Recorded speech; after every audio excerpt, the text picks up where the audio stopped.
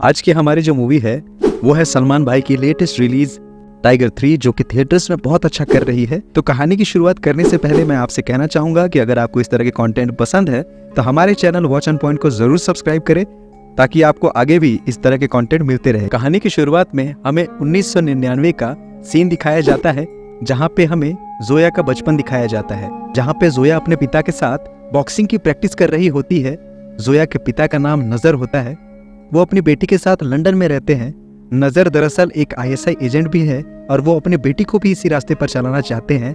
और हमें सीन देख के ये समझ आता है कि जोया का भी बहुत ज्यादा इंटरेस्ट है अपने देश की सेवा करने का।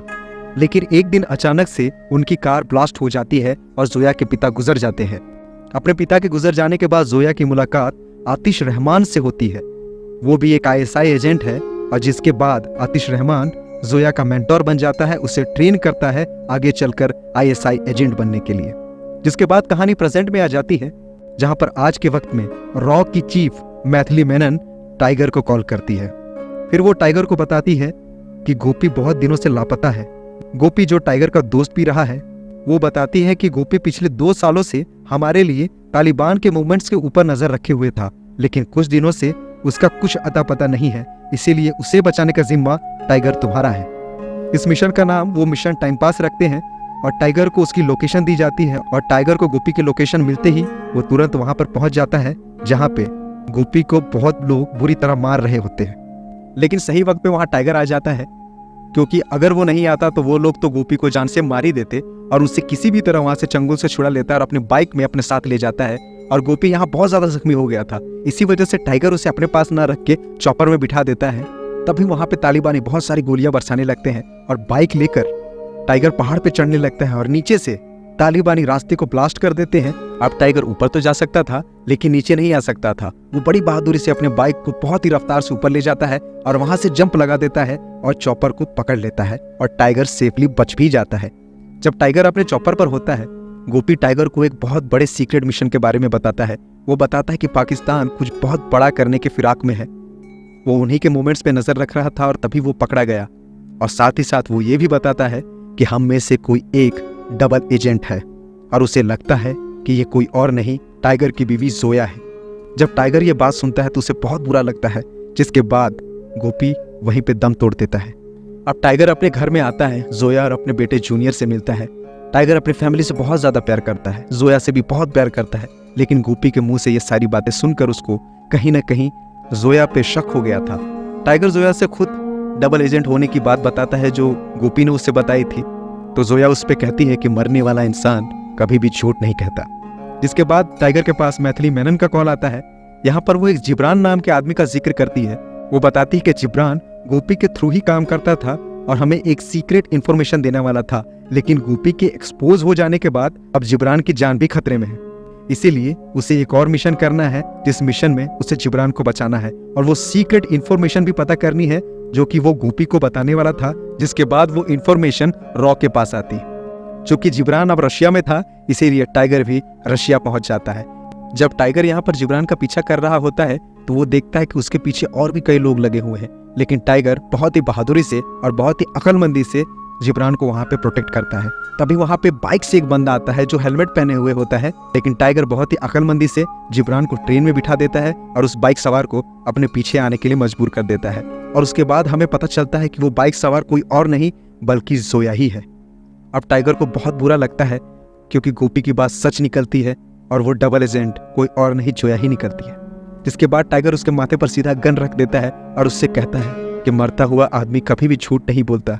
यहाँ पर जोया उससे बोलने वाली होती है, तभी अचानक से पीछे से कोई टाइगर के सर पे बहुत जोर से हमला कर देता है और टाइगर बेहोश हो जाता है। और जब टाइगर की आंखें खुलती है तो वो खुद को बंधा हुआ पाता है और अपने सामने एक स्क्रीन में एक आदमी को देखता है। वो आदमी कोई और नहीं आतिश रहमान होता है और आतिश रहमान जब स्क्रीन पर आता है तो टाइगर उसे पहचान लेता है। यहाँ पे हम सबको मालूम चलता है कि टाइगर और आतिश एक दूसरे को पहले से ही जानते हैं। यहाँ पर आतिश टाइगर को 2011 की एक घटना को याद करवाता है जहाँ पे लंदन में भारत और पाकिस्तान के बीच एक पीस समिट होने वाली थी। वहीं पर आतिश इंडिया के चीफ जनरल को मरवाना चाहता था और ये काम उसने जोया को दिया था, लेकिन जोया ये काम करने के लिए साफ मना कर देती है, ये कहते हुए कि वो पाकिस्तान की एजेंट है ना कि तुम्हारी। और जोया के मना करने के बाद वो परेशान हो जाता है। तभी उसकी बीवी आती है और कहती है ये काम वो करेगी, जो कि प्रेग्नेंट भी होती है। लेकिन जोया ये बिल्कुल भी नहीं चाहती थी, इसीलिए जोया ने ये खबर सीक्रेटली रॉ को दे दिया था। और रॉ को जब ये खबर मिलती है तो टाइगर चीफ को बचा लेता है और यहाँ पर आतिश की वाइफ की मौत हो जाती है। तो चीफ के मारने की साजिश में आतिश रंगे हाथ पकड़ा जाता है, इसीलिए पाकिस्तान सरकार उसका कोर्ट मार्शल कर देती है। और अब कहानी प्रेजेंट में आ जाती है। यहाँ पर आतिश अपनी वाइफ और बच्चे का बदला लेना चाहता है, इसीलिए आतिश ने जूनियर को किडनैप कर लिया था और उसे एक इंजेक्शन दे दिया था, जिसकी वजह से हर 24 घंटे में उसे इंजेक्शन देना ही होगा, वरना जूनियर मारा जाएगा। अगर वो चाहते हैं कि इंजेक्शन उसे ना देना पड़े, उन्हें एंटीडोट मिल जाए, तो उन्हें एक काम करना होगा। जोया और टाइगर ये काम तुरंत करने के लिए रेडी हो जाते हैं, क्योंकि उनके पास कोई और रास्ता नहीं था। वो वहां से तुरंत ही तुर्की निकल जाते हैं, जहां पर उन्हें एक ब्रीफकेस चुराना था। ये काम टाइगर और जोया दोनों नहीं कर सकते थे, इसीलिए उन्हें टीम की जरूरत थी।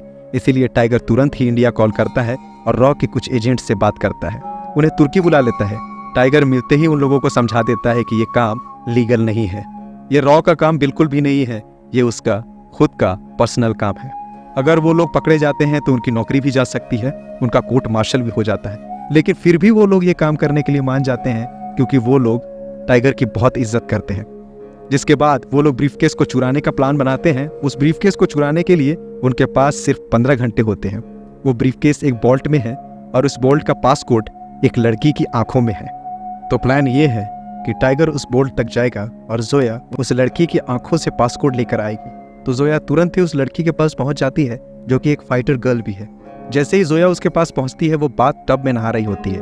उन दोनों के बीच थोड़ी सी बातचीत वहां पे होती है और अचानक उनकी बातचीत लड़ाई में बदल जाती है। यहाँ पर जोया बहुत ही बहादुरी से लड़ती है और बहुत ही खूबसूरत एक्शन सीन्स के साथ वो सक्सेसफुली पासकोड को ले लेती है। यहाँ दूसरी तरफ हम देखते हैं कि टाइगर भी बोल्ट में पहुंचने के लिए पूरी कोशिश करता है। खुफिया रास्तों से बोल्ट तक पहुंच जाता है। वहाँ पे कुछ लोग भी होते हैं जिनको टाइगर मारकर ब्रीफकेस चुरा लेता है। लेकिन जैसे ही ब्रीफकेस चुराकर वो वहां से भाग रहा था, अचानक किसी ने पुलिस को खबर कर दी थी। खबर करने के बाद टाइगर के पीछे सारी पुलिस पड़ जाती है। टाइगर के साथ रॉ एजेंट करण भी होता है, तो वहां पर ब्रीफकेस करण को दे देता है और कहता है कि इसे जोया तक पहुंचा दे। आगे हम देखते हैं कि पुलिस टाइगर को चारों तरफ से घेर लेती है और टाइगर खुद भी सरेंडर कर लेता है। जिसके बाद जोया ब्रीफकेस लेकर आतिश के पास जाती है। यहाँ पर हमें मालूम चलता है कि चाइना ने कुछ मिसाइल्स पाकिस्तान को दिए थे और उन मिसाइल्स के न्यूक्लियर कोड्स उन्हीं ब्रीफकेस में है, जिन्हें हम पैल कोड्स भी कहते हैं। इसीलिए आतिश किसी भी हालत में उन पैल कोड्स को पाना चाहता था। तो हम आगे देखते हैं कि टाइगर को भगोड़ा घोषित कर दिया जाता है। यहाँ पर टाइगर को जेल में बंद कर दिया जाता है। यहाँ पे इंडियन सरकार भी यह कह देती है कि तुम टाइगर के साथ कुछ भी कर सकते हो। तो यहाँ पर पाकिस्तान सरकार, जिनके पास वो न्यूक्लियर मिसाइल्स थे, वो सजा सुनाना चाहती है और उसे फांसी देना चाहती है। लेकिन उससे पहले टाइगर से मिलने आतिश रहमान आता है। वो कहता है कि उसे ब्रीफकेस मिल गया है जिसमें न्यूक्लियर कोड्स है और तुम्हारा बेटा भी सुरक्षित है, क्योंकि मैं जबान का बहुत पक्का हूँ। तभी वो बताता है कि वो उसे मार भी सकता था, लेकिन वो उसे सिर्फ मारना ही नहीं चाहता था, बल्कि उसे भी भगोड़े का टैग देना चाहता था, उसे भी गद्दार साबित करना चाहता था। अब कुछ ही दिनों में उसे फांसी दे जाएगी। जिसके बाद हम देखते हैं कि इंडियन गवर्नमेंट ने उन तीनों रॉ एजेंट्स को भी गिरफ्त में ले लिया था, क्योंकि उनको पूरा शक था कि ये तीनों भी टाइगर के साथ ही मिले हुए हैं। लेकिन फिर भी इन्हें एक मौका दिया जाता है और न्यूक्लियर कोड्स वापस लाने के लिए कहा जाता है। यहाँ पर दूसरी तरफ टाइगर, जो कि पाकिस्तान जेल में था, तभी उसे लाइट्स के थ्रू एक सिग्नल मिलता है और वो किसी तरह जुगाड़ करके जेल में ब्लास्ट करता है और जेल से बाहर निकल आता है। लेकिन चारों तरफ से पुलिस ने उसे घेर रखा होता है। लेकिन तभी यहाँ पे एंट्री होती है पठान की। पठान के आते ही टाइगर और पठान दोनों मिलकर पाकिस्तानी फौज से जबरदस्त लड़ते हैं और यह फाइट सीन लगभग 8 मिनट से भी ज्यादा चलती है, जो कि बहुत मजेदार है। जिसके बाद पठान टाइगर को बचा लेता है। लेकिन टाइगर इंडिया नहीं जाता, पाकिस्तान में ही रहता है और इस्लामाबाद जाकर वो हसन नाम के एक लड़के से मिलता है। हसन दरअसल वही लड़का है जिसे टाइगर ने पहले भी बचाया होता है और उसके पढ़ाई लिखाई का पूरा खर्चा टाइगर ही करता था। अब हसन बड़ा होकर एक हैकर बन चुका है। तो यहाँ पे रॉ और ISI एजेंट्स दोनों ही जोया को ढूंढ लेते हैं। लेकिन यहाँ पर टाइगर बताता है कि आतिश रहमान कुछ बहुत ही बड़ा प्लान कर रहा है। वो पाकिस्तान के सरकार का तख्ता पलट करना चाहता है और PM को मरवाना चाहता है और खुद PM बनना चाहता है। इसमें पाकिस्तानी फौज भी उनका साथ दे रही है। तो ये सुनकर रॉ और ISI एजेंट्स दोनों ही टाइगर का साथ देने के लिए तैयार हो जाते हैं, क्योंकि इस बार खतरा पाकिस्तानी गवर्नमेंट से नहीं बल्कि आतिश रहमान से था। आतिश रहमान का साथ जनरल हक दे रहा होता है, जिसके पास पाकिस्तान की पूरी फौज होती है। आज 14 अगस्त का दिन होता है और पाकिस्तान का आज़ादी का दिन भी, इसीलिए पाकिस्तान की प्राइम मिनिस्टर आज स्पीच देने वाली होती है। लेकिन आज ही जनरल हक पीएम के ऊपर अटैक करके वहां पर तख्ता पलट कर देना चाहता है और आतिश रहमान को पीएम के पद पर बिठा देना चाहता है। लेकिन यहाँ पर टाइगर और उसके साथी भी पीओमे में अंदर जाने का पूरा प्लान बना लेते हैं और वो लोग वहाँ पे शेफ के रूप में, काम करने वाले लोगों के रूप में अंदर घुस जाते हैं। तभी यहाँ पे जनरल हक अपनी पूरी आर्मी के साथ पीएम ऑफिस के अंदर घुसने लगता है और वो प्रधानमंत्री को मार देना चाहता है, क्योंकि वो आतिश रहमान को पीएम के पद पे बिठाना चाहता है। लेकिन उससे पहले टाइगर पीएम तक पहुंच जाता है और उन्हें सब कुछ बता देता है। वो बताता है कि आपको खतरा किसी और देश से नहीं है बल्कि अपने ही आर्मी से है। वो बताता है कि जनरल हक की मदद से आतिश रहमान आपकी जगह पीएम के पद पे बैठना चाहता है और आपको मरवा देना चाहता है। वो पीएम को समझाकर सेफली एक खुफिया बंकर में ले जाता है, जहां जोया भी उनके साथ जाती है। जब वो लोग जा ही रहे होते हैं तभी रास्ते में जनरल हक के बहुत सारे फौजी उन पर हमला करने लगते हैं, लेकिन जोया और कुछ एजेंट्स मिलकर उनके साथ जमकर मुकाबला करते हैं और उन्हें मार गिराते हैं। दूसरी तरफ टाइगर के ऊपर भी बहुत सारे फौजी हमला कर देते हैं, लेकिन धीरे धीरे करके टाइगर और उनके साथी जमकर लोगों से मुकाबला करते हैं और उन्हें मार गिराते हैं। और तभी एंट्री होती है आतिश रहमान की। आतिश रहमान की एंट्री के साथ हमें पता चलता है कि टाइगर के साथ एक आदमी है जो डबल एजेंट का काम कर रहा है। दरअसल वो कोई और नहीं, ISI एजेंट जावेद है, जो उनका साथ देने का नाटक कर रहा था।